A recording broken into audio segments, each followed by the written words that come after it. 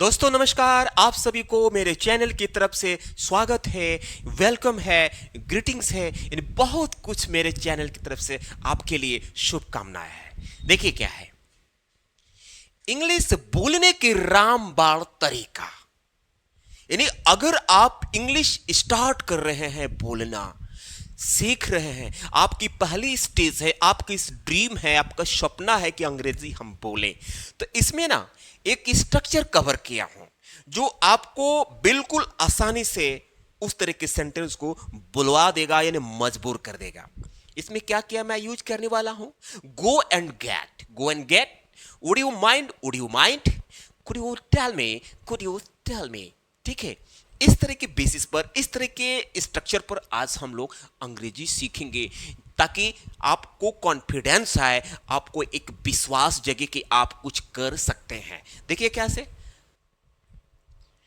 गो, गो means आपको पता है कि जाओ, और एंड मीन्स और गेट, गेट मीन्स लाओ। अब आप कहोगे सर गेट मीन्स तो रिसीव करना होता है, यानी किसी चीज को पाना होता है। भाई गेट के लगभग 10 यूज हैं, 10 से अधिक यूज हैं, यानी उसका गेट का मीन्स की बात कर रहा हूं, गेट का हिंदी की बात मैं कर रहा हूं।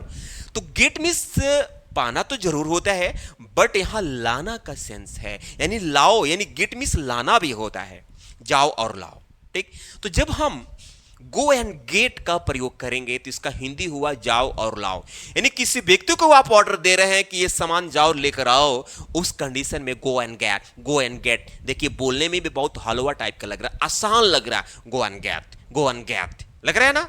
जैसे go and get some water, जाओ और लाओ सम वाटर, यानी कुछ पानी, सम मीन्स कुछ, वाटर मीन्स पानी। तो go and get some water, go and get some water, go and get a glass of water, जाओ ग्लास ऑफ वाटर, एक ग्लास पानी लाओ, जाओ और एक ग्लास पानी लाओ।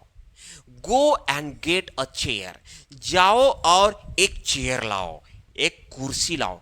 भाई आपके दिमाग में अगर चल रहा है कि सर ब्रिंग भी तो होता है, क्योंकि ब्रिंग मीन्स भी लाना होता है, फेच मीन्स भी लाना होता है, तो ठीक है, स्पोकन इंग्लिश में चल सकता है गो एंड गेट की जगह पर, यानी गेट मीन्स जो हम लाना का सेंस यहां दे रहे हैं, तो आप ब्रिंग स्वेच्छा से लगा सकते हैं और फेच भी स्वेच्छा से लगा सकते हैं, इसमें कोई बाउंडेशन नहीं है स्पोकन स्टाइल में।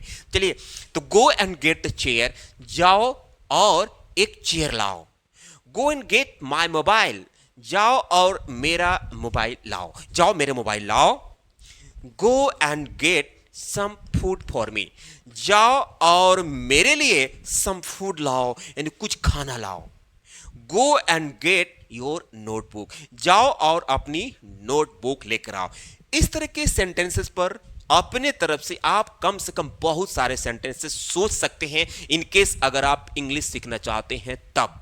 ठीक है, जितना आप सेंटेंस सोचेंगे या बनाएंगे, लिखेंगे, तो आपका जो माइंड है ना और डेवलप होगा, और इंग्लिश के प्रति आप एक्टिव रहेंगे कि हमको बोलना आ रहा है, आपको खुशी मिलेगी। ओके, और देखते हैं कि आगे, वुड यू माइंड प्लस वो में आईएनजी। इस तरह के अगर स्ट्रक्चर होता है वुड यू माइंड प्लस वो में आईएनजी, तो हम सामने वाले व्यक्ति से कोई काम कराने के लिए, यानी एकदम सामने वाले व्यक्ति से पोलाइट काम कराने के लिए हम स्ट्रक्चर का प्रयोग करते हैं। कौन से स्ट्रक्चर? इस स्ट्रक्चर का, would you mind, would you mind. कब? जब सामने वाले व्यक्ति से हम कोई काम बिल्कुल पोलाइट, बिल्कुल विनम्रता के साथ उससे काम करवाएं ताकि उसको बुरा ना लगे। ठीक है ना। जैसे लिखा है, इसका हिंदी हुआ क्या आप का कष्ट करेंगे। जैसे सब में देखिए, would you mind, would you mind, would you mind, would you mind, would you mind, समझ लगा है ना। तो वुड यू माइंड का प्रयोग फिर बता रहा हूं कि वहां करते हैं जब सामने वाले व्यक्ति से हम कोई काम एकदम विनम्रता पूर्वक करा ले ताकि उसको बैड फील ना हो, उसको बुरा ना लगे। जैसे would you mind closing the gate, क्या आप गेट बंद करने के कष्ट करेंगे। क्या आप गेट बंद करने के कष्ट करेंगे। ये देखिए, बोलने में कष्ट करेंगे, आप पहले ही बोल दिए कि कष्ट करेंगे, तो कष्ट हो भी रहा होगा ना, तो उस वो एक्सप्रेस नहीं करेगा, कर ही देगा, वो मैंने बंद कर ही देगा। Would you mind closing the gate, क्या आप गेट बंद करने का कष्ट करेंगे? वुड यू माइंड मैंने कष्ट करेंगे। Would you mind opening the window, क्या आप विंडो यानी खिड़की ओपनिंग मतलब खोलने का कष्ट करेंगे? क्या आप खिड़की खोलने का कष्ट करेंगे? Would you mind giving me a glass of water, क्या आप मुझे एक गिलास पानी देने का कष्ट करेंगे? यानी वुड यू माइंड से क्या आपका भी सेंस निकल रहा है और कष्ट करेंगे निकल रहा है।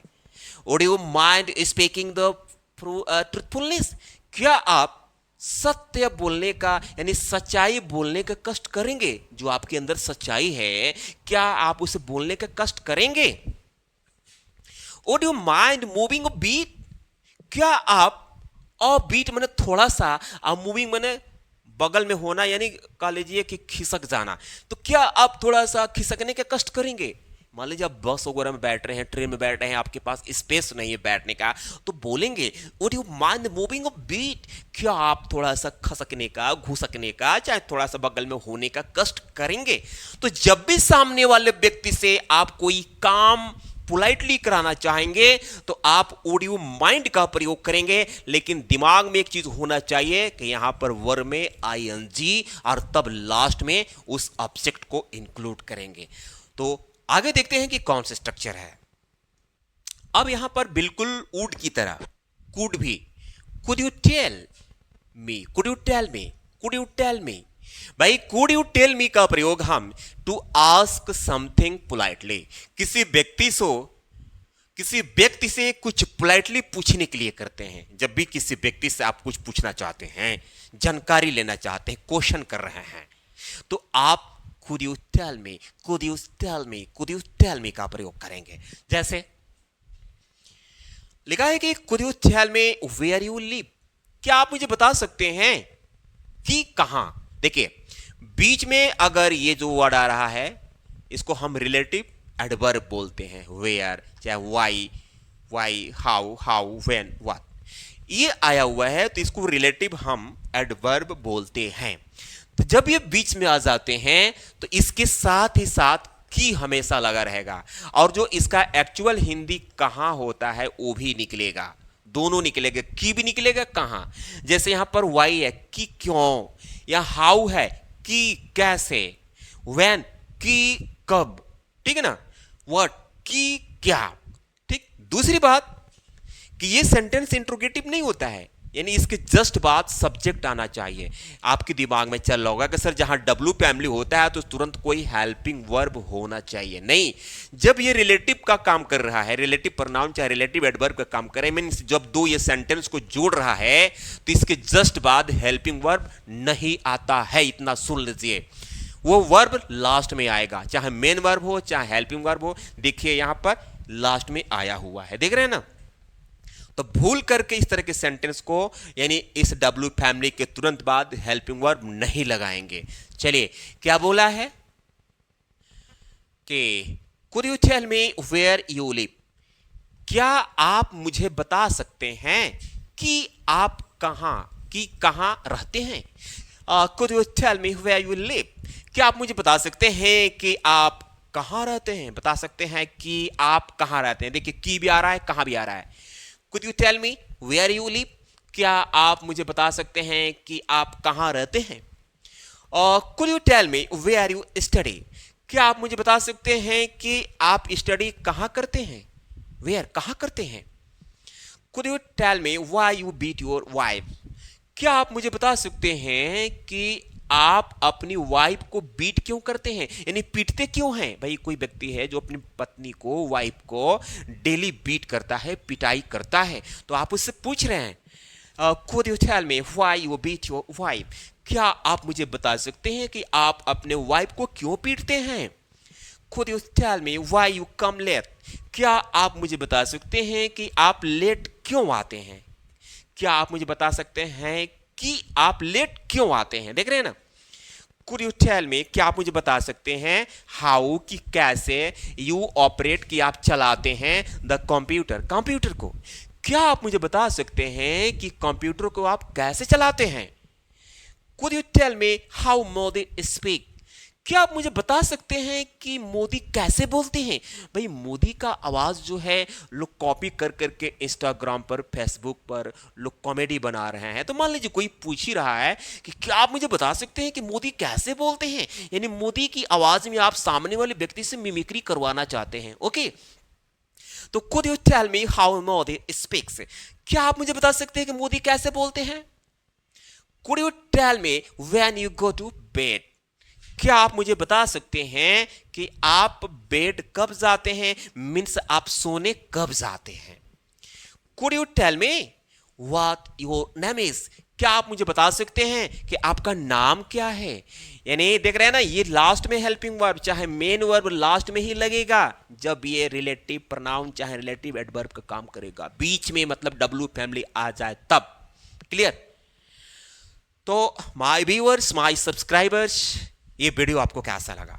इस वीडियो से थोड़ा सा भी आपको इंफॉर्मेशन नॉलेज मिला हो तो इसका मेहनताना देकर जाइए। अगर इस वीडियो से आपको थोड़ा सा भी नॉलेज इंफॉर्मेशन मिला हो तो इस वीडियो के बदले मुझे थोड़ा सा मेहनताना देकर जाइए, क्योंकि वीडियो बनाने में काफ़ी मेहनत होती है, काफ़ी रिसर्च करना पड़ता है। इसको टाइपिंग करो, फिर पीडीएफ बनाओ, उसके बाद से आपको दो, ताकि विजिबिलिटी में आपको किसी प्रकार की प्रॉब्लम ना हो। तो प्लीज़ वीडियो को लाइक कर लीजिए और सब्सक्राइब कर लीजिए नहीं किए हैं तो, और यहां तक कि शेयर करने का भी प्रयास कीजिए, ताकि आपके साथ ही साथ आपका दोस्त, आपका फ्रेंड या आपके रिश्तेदारी के लोग भी अंग्रेजी सीखें और अंग्रेजी पर कमांड करें। तो मैं मिलता हूं अगले वीडियो में, तब तक के लिए धन्यवाद।